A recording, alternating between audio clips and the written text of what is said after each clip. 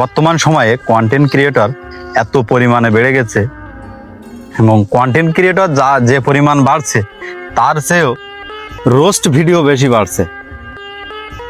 তো যদি বলেন কেন, এই যে এখন বর্তমানে সোশ্যাল মিডিয়াতে যে ট্রেন্ডিংয়ে আছে বিল্লাল ভাই নামের যে কন্টেন্ট ক্রিয়েটর আছে, উনি একটি বই বিক্রি করতেছে 1000 টাকা এবং সেটিকে সবাই মানে এমন পর্যায়ে রোস্ট করে নিয়ে গেছে, সেটি আর কি বলবো।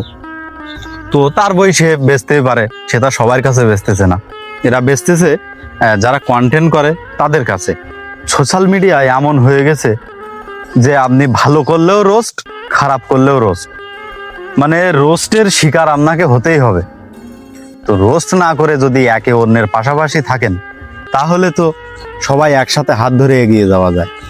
তা না করে যদি প্রতিনিয়ত আপনি একজনকে রোস্ট করতেছেন, যে ভবিষ্যতে সে আপনাকে রোস্ট করবে না তার কি মানে? তো সবাই একসাথে কাজ করলে মনে হয় সেটি আরো ভালো হবে।